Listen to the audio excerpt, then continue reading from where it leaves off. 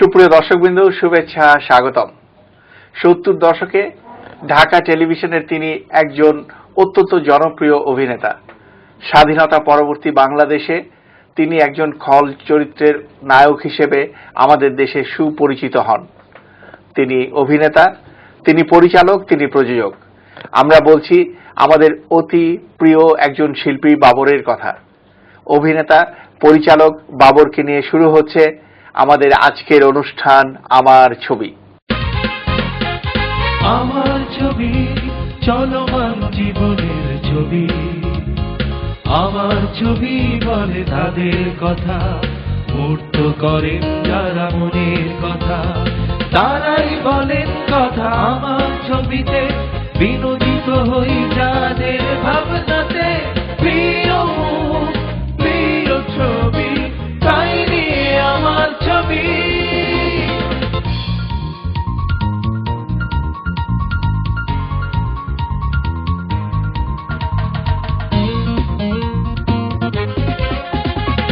আঁকেন যারা স্বপ্নের ছবি, প্রিয় মুখ, প্রিয় ছবি, আমার ছবি, আমার ছবি, আমাদের চলচ্চিত্রের ছবি।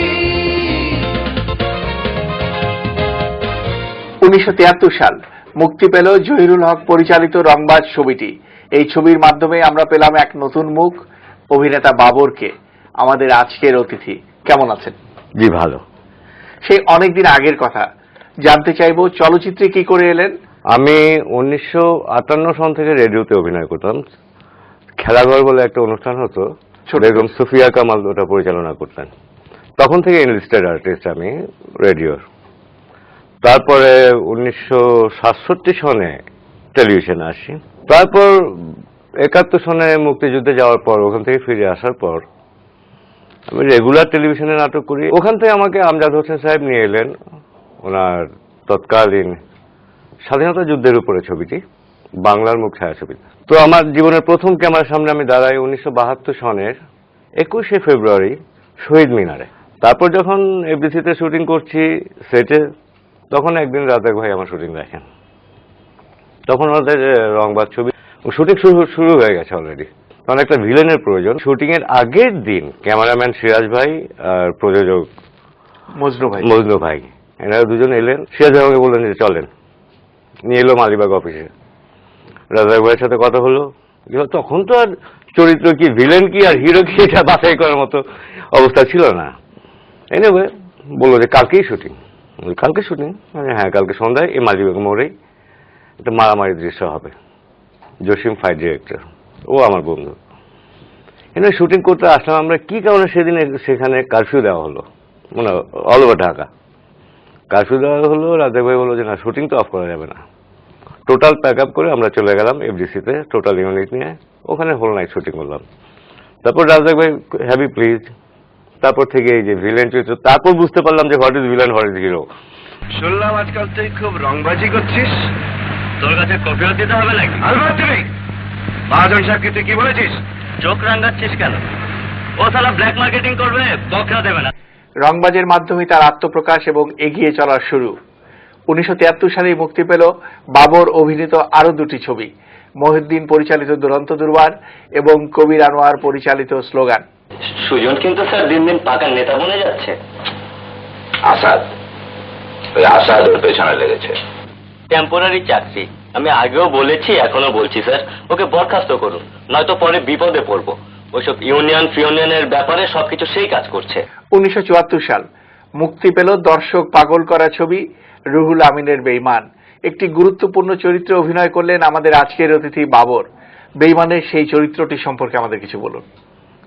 বেঈমানের সেই চরিত্রটি ছিল উপজাতীয় একটি চরিত্র, কিন্তু সেটা কিন্তু ভিলেন নয়। ওখানে আমি ভিলেন করিনি, ওখানেও একটা ছোট ট্রাইবেরিয়ার হিরোর মতো চরিত্রটা ছিল। কি বললি? কাঞ্চিকে তুই কি বলেছিস? কাঞ্চির কথা ছেড়ে দে। জেনে রাখ, মঙ্গলু যাকে ভালোবাসে তাকে শুধু দাবি করে না, প্রয়োজন হলে কেড়ে নেবে।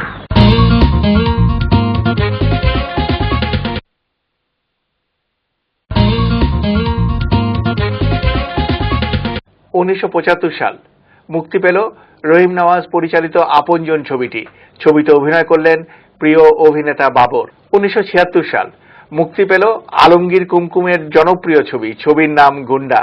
গুন্ডাতে অভিনয় করলেন আমাদের আজকের অতিথি বাবর। চরিত্রটি কেমন ছিল? ওটাও খুব সুন্দর একটা চরিত্র ছিল। জমিদার বাড়ির কেয়ারটেকার ছিলেন আমাদের জনপ্রিয় অভিনেতা খলিল ভাই, তার সহকারী হিসেবে। উনি শুধু অর্ডার করতেন, আমি কাজগুলো করতাম আর কি। 1976 সালে মুক্তি পেল আরো একটি বাণিজ্য সফল ছবি, ছবির নাম প্রতিনিধি। পরিচালক আজিম। নায়ক পরিচালক আজিম আমাদের মাঝে আর নেই। সেই পরিচালক সম্পর্কে, সেই নায়ক সম্পর্কে আমরা কিছু জানতে চাই আপনার কাছ থেকে। আজিম ভাই সম্পর্কে বলতে গেলে প্রথমে বলতে হয় যে উনি একজন সাংঘাতিক উঁচু মানের এবং বিশাল মনের অধিকারী ছিলেন। কখনো কাউকে উনি ছোট করে দেখতেন না। সে প্রোডাকশন বয় থেকে শুরু করে আমাদের হিরো রাজাক ভাই পর্যন্ত ওনার কাছে সমান ছিলেন। ওনার ছবিতে আমাকে একটি চরিত্র দেওয়া হয়েছিল, একটি মাত্র সিকোয়েন্স, একটি কামারের সিকোয়েন্স। অত সবচেয়ে মজার ব্যাপার, এই ছবিটিতে তৎকালীন বাচসাস নমিনেশন আমি পেয়েছিলাম।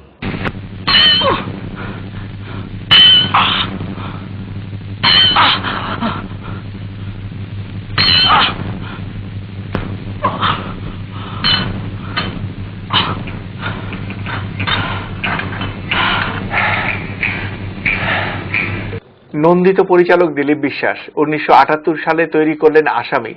জনপ্রিয় হলো ছবিটি। ছবির অভিনেতা ছিলেন আমাদের আজকের অতিথি বাবর।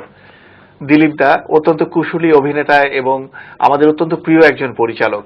তিনি আমাদের মাঝে নেই। তার সঙ্গে আপনি বেশ কটি ছবিতে কাজ করেছেন। এই গুণী পরিচালক সম্পর্কে আপনার মুখ থেকে কিছু জানতে চাই। দিলীপ দাদের একটা গ্রুপ ছিল, গাজী মাজহারুল আনোয়ার, দিলীপ বিশ্বাস, সত্য সাহা, আজিজুর রহমান, এ কজন মিলে একটা গ্রুপ ছিল এবং ওনাদের প্রত্যেকটা ছবিতে আমি থাকতাম। বিশেষ করে দিলীপ দার সাথে অভিনয় করতে যে এত ভালো লাগতো যে প্রতিটি শট, প্রতিটি সিকোয়েন্স উনি পারফরমেন্স করে করে দেখাতেন। এরকম সাধারণত এই ধরনের পরিচালক খুব কম হাতে গোনা পাওয়া যায়, যারা নাকি অভিনয় করে দেখাতে পারতেন। তো সেই আসামি ছবিতে স্টাইল ছিল আমার যে সবসময় চুইংগাম চাবাচ্ছি, 1 নম্বর। 2 নম্বর একটা স্টেপিং ছিল। ওই স্টেপিংটা দিলীপ দা নিজে আমাকে 3-4 দিন তার বাসা পর্যন্ত রিহার্সাল করেছে। তোর পায়ের মাপটা তুই তুই করে বলতো আমাকে, এরকম হবে আর কি। মানে এত স্নেহ করত। কিন্তু জোর করে যখন খাঁচা নিয়ে পড়বো তখন এত শক্তি তো নেই মুরাদ। ও ওই পারদেশি তোর মাথাটা বিগড়েছে। 1978 সালে মুক্তি পেল দিলীপ বিশ্বাসের পরিচালনায় আরো একটি ছবি, ছবির নাম দাবি। অভিনয় করলেন বাবর। এই অন্ধকার রাতের কাহিনী কেউ জানবে না, শুধু তুমি আর আমি।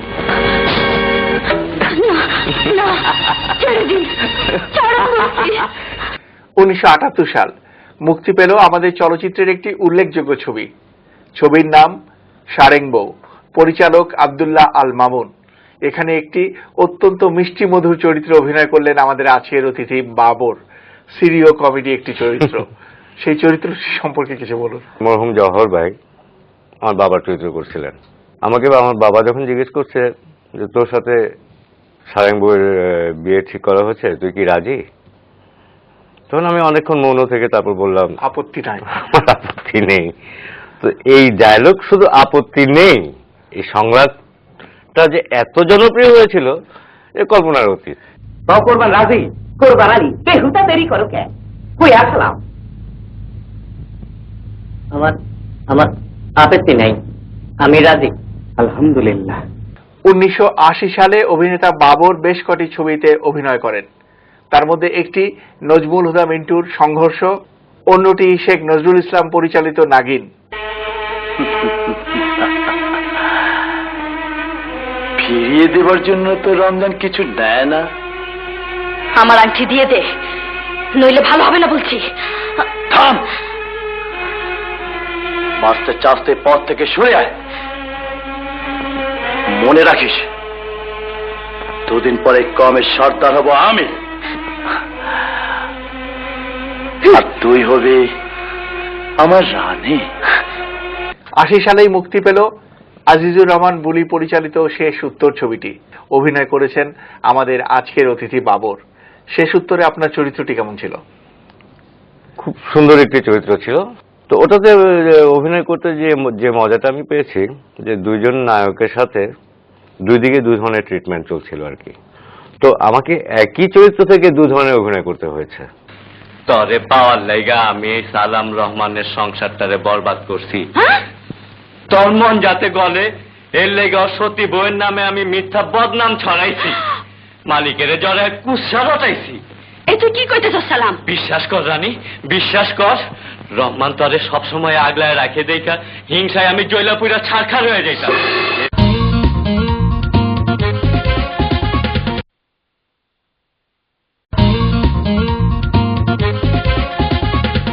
1981 সালেও একাধিক ছবিতে অভিনয় করলেন আমাদের আজকের অতিথি বাবর। তার মধ্যে উল্লেখযোগ্য হচ্ছে আজিজুর রহমানের জনতা এক্সপ্রেস এবং মহানগর, এবং দিলীপ বিশ্বাসের বাণিজ্য সফল ছবি অংশীদার। কি বে এত দেরি হইল কেন? মালা কিনবার গেছিলাম দোষ। এলে এটা তোর লেগা দোষ, বুঝস না দোষ? একটু ফিটফাট হয়ে না গেলে চোখে পড়বো গেলা। পরিচালক শামসুদ্দিন টগর ছবি তৈরি করলেন, ছবির নাম বাঞ্জারান, মুক্তি পেল 1983 সালে। এতে অভিনয় করলেন আমাদের আজকের অতিথি বাবর। এখান থেকে এই বেয়াদবি আর কেউ করলে তার আমি জানিয়ে নিতাম, কিন্তু তোকে আমি কিছুই বলবো না, কারণ দুদিন বাদে তুই আমার বউ হবি। 1983 সালের সুন্দর একটি ছবি, ছবির নাম পুরস্কার, পরিচালক সিবি জামান। কেন, কি করেছে সে? আব্বারে মারছি। ওরে বাপ, পয়সা দেয় না, উপর সব পয়সা আব্বাই লয়ে যায়, আমারে কিছু দেয় না। শুনলেন হুজুর, আবার বদনাম গাওয়াও শিখছে। আপনার বয়স কম হলে বাপ বেটা দুজনে এখানে ভর্তি হয়ে যেতে পারতেন। একটু অপেক্ষা করুন, আমি সুপারের সাথে দেখা করে আসছি। 1984 সালেও জয় যাত্রা অব্যাহত থাকলো। একের পর এক ছবিতে অভিনয় করলেন বাবর। তার মধ্যে একটি উল্লেখযোগ্য দারাশিকো পরিচালিত ছবি, ছবির নাম জিপসি সর্দার। গুণী পরিচালক অভিনেতা দারাশিকো আমাদের মাঝে নেই। আপনার সঙ্গে একটা তার সম্পর্ক ছিল, সুন্দর সম্পর্ক। দারাভাই সম্পর্কে কিছু জানতে চাই। দারাভাইয়ের কথা বলতে গেলে সেই একই কথা বলতে হয়। এত উঁচু মাপের পরিচালক পেয়েছি আমি, অনেক ভালো ভালো পরিচালকদের সাথে কাজ করেছি, তার মধ্যে অন্যতম দারাভাই একজন আছে। 1984 সালে মুক্তি পেল ফখরুল হাসান বৈরাগী পরিচালিত ভাগ্যলিপি, এবং মুক্তি পেল আমজাদ হোসেনের সখিনার যুদ্ধ। শুরুর দিকে আমজাদ হোসেন, প্রথম ছবি ছিল আমজাদ হোসেন, দীর্ঘদিন পরে আবার আমজাদ হোসেন। এত বিরতির পরে কেন এরকম ঘটলো? এই মাঝখানে কিন্তু আমজাদ ভাইয়েরও বেশ গ্যাপ ছিল, অনেকদিন উনি ছবি করেননি, স্ক্রিপ্ট নিয়ে ব্যস্ত ছিলেন বেশি। তারপর একদিন বললেন যে আমার একটা ছবি করছি, সখিনার যুদ্ধ, ওটা একটা চরিত্র করে দিতে হবে। করবো, আপনি আমার গুরুজন, আপনি আমাকে এই লাইনে এনেছেন চলচ্চিত্রে। তো ওই চরিত্রটি ছিল কিন্তু খুব মজার, মানে ওই চরিত্রটির একটি শটে আরোভাবে তখন আমার দিকে তাকায়, তাকানোর পর আমি যে একটা কাউন্টার লুক দেই, তখন আমাদের মরহুম খায়ের ভাই ওই একটা লুক দেখে, ক্লোজ আপ দেখে আমাকে বলেছিল, বাবর তুমি যে এত বড় মাপের শিল্পী আমি কখনো বুঝতে পারিনি। 1985 সাল মুক্তি পেল নূর হোসেন বলাই পরিচালিত ইন্সপেক্টর ছবিটি। এই ছবিতে আমরা নতুন রূপে পেলাম আমাদের আজকের অতিথিকে। তিনি প্রযোজক হিসেবে, অংশীদার প্রযোজক হিসেবে আবির্ভূত হলেন। অংশীদার প্রযোজক কেন? অংশীদার তখন ফিনান্সিয়ালি অতখানি সলভেন্সি আমার নিজেরও ছিল না, আর আমার যে পার্টনার ছিল নকিব চৌধুরী, ও একদিকে বন্ধু আর একদিকে ছোট ভাই। ও বললো যে বড় ভাই একটা ছবি করেন, আপনি আর এইভাবে কদিন ইয়ে করবেন? আমার তো ফিনান্সিয়াল প্রবলেম আছে। ও ঠিক আছে, আমি আপনাকে হেল্প করবো। এইভাবে আসলো আর কি, এবং ছবিটি যথেষ্ট জনপ্রিয়তা পেয়েছিল। 1986 সালে সর্বাধিক 6টি ছবিতে অভিনয় করেন আমাদের আজকের অতিথি বাবর। প্রথমটি জিল্লুর রহমানের আয়নামতি, মতিউর রহমান পানুর নাগমহল, গাজী মাজহারুল আনোয়ারের বিচারপতি। 1986 সালে আরো অভিনয় করলেন মোহাম্মদ হান্নানের মালাবদল, সুভাষ শোভের ডাকু ও দরবেশ, এবং নূর হোসেন বলাইয়ের দাগি ছবিতে। দাগি আপনার প্রযোজিত প্রথম ছবি এককভাবে। জি জি। এই ছবিটি সম্পর্কে কিছু বলুন।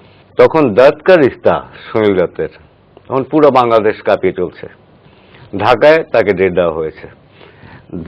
ঢাকায় দত্ত কা রিস্তার সাথে অন্য কোনো ছবি আসতে চাইছে না। তখন আমাকে রিলিজ কমিটি থেকে অফার দেওয়া হলো, তুমি কি আসবে দাগি নিয়ে? আমি দেখলাম যে অনেক হিসাব করে আমি যদি এখন রিলিজ না করি আমাকে মিনিমাম আরো 5-6 মাস ওয়েট করতে হবে। তখন তো প্রচুর ছবি হচ্ছিল। বললাম যে ঠিক আছে আসবো। আল্লাহর কি রহম আমি জানি না, প্রথম দিন প্রথম শো থেকে যে এটা হাউসফুল শুরু হলো দাগি, দত্ত কা রিস্তা আমার কিনার দিয়েও আসতে পারিনি। দীর্ঘদিন আমাদের চলচ্চিত্র থেকে নির্বাসনে ছিলেন আমাদের প্রিয় অভিনেতা বাবর। 1995 সালে তিনি আবার ফিরে আসেন আমাদের চলচ্চিত্র অঙ্গনে। এবার তিনি আসেন নতুন পরিচয়ে, পরিচালক হিসেবে। তৈরি করলেন দয়াবান। দয়াবান সম্পর্কে বলতে গেলে ব্যবসায়িকভাবে ছবিটা ততখানি সফল ছিল না, তবে আমার যে ইনভেস্টমেন্ট ছিল সেটা ব্যাক করেছিল। পরিচালক হলেন কেন? এত পরিচালকের সাথে কাজ করেছি, এত লোকের সাথে মিশেছি, মিউজিকের সাথে পরিচয় হয়েছে, সবকিছু হয়েছে। তখন খেয়াল হলো যে ঠিক আছে করে দেখি না একটা কি হয়, যদি ভালো হলে হলো, না হলে না হলো। ওই একটা উৎসাহ জাগলো, তার থেকে বলার সাথে কথা বললো যে ঠিক আছে চলে শুরু করি, আমি আপনাকে সাহায্য করবো। 1995 সালে পরিচালক হিসেবে আত্মপ্রকাশের পর অনেক দিন কেটে গেছে, চলছে 2007। আপনাকে আমরা কোথাও পাচ্ছি না, না প্রযোজক হিসেবে, পরিচালক হিসেবে অথবা অভিনেতা হিসেবে। এর কারণ কি? মাঝখানে 1995 পর আমি একটা ব্যবসা শুরু করি, পোল্ট্রি বিজনেস। ওটা নিয়ে বেশ একটু ঝামেলায় পড়ে যাই, পরে ব্যবসাটা চালাতে পারিনি, ওখানে আমার অনেক টাকা নষ্ট হয়ে যায়। তারপরে ফিরে এসে 2000 থেকে আবার এই মিডিয়ার সাথে জড়িয়ে গেলাম, মানে ছোট স্ক্রিনে টেলিমিডিয়ায়। এখানে এসে তো বেশ কয়েকটা নাটক করেছি, অভিনয় এখনো করছি, এবং আমার একটা নাটক পুরস্কৃত হয়েছে এবার বাচসাস পুরস্কারে, বরপক্ষ বনাম কনে পক্ষ, এবং এটা প্রচারিত হয়েছিল চ্যানেল আইটি। এই মুহূর্তে কি নিয়ে ব্যস্ত আছেন? এই মুহূর্তে পলিটিক্স নিয়ে একটু ব্যস্ত আছি। কষ্ট করে স্টুডিওতে আসার জন্য, আমাদেরকে সময় দেওয়ার জন্য আপনাকে অনেক অনেক ধন্যবাদ। আপনাকে অনেক অনেক ধন্যবাদ, এবং চ্যানেল এর যে দর্শকরা এতক্ষণ কষ্ট করে এই অনুষ্ঠানটি দেখলেন, আপনাদেরকে আমার পক্ষ থেকে অনেক অনেক আন্তরিক শুভেচ্ছা। 1973 সাল থেকে 2007, রংবাজ থেকে দয়াবান, দীর্ঘ সময়ে অসংখ্য ছবিতে অভিনয় করেছেন, প্রযোজনা করেছেন, পরিচালনা করেছেন। দীর্ঘদিন চলচ্চিত্র থেকে দূরে আছেন, কিন্তু ছোট পর্দায় কাজ করে চলেছেন। আমাদের আকাঙ্ক্ষা শুধু ছোট পর্দায় নয়, বড় পর্দায় তার উপস্থিতি হবে সরব, বারবার তাকে আমরা দেখতে পাব। আমাদের জন্য, চলচ্চিত্রের জন্য বাবরের মতো অভিনেতাদের বড় প্রয়োজন। আমার ছবি চলমান জীবনের ছবি, আমার ছবি বলে তাদের কথা, মূর্ত করেন যারা মনের কথা, তারাই বলেন কথা আমার ছবিতে, বিনোদিত হই যাদের ভাবনাতে। প্রিয় প্রিয় ছবি, তাই নিয়ে আমার ছবি।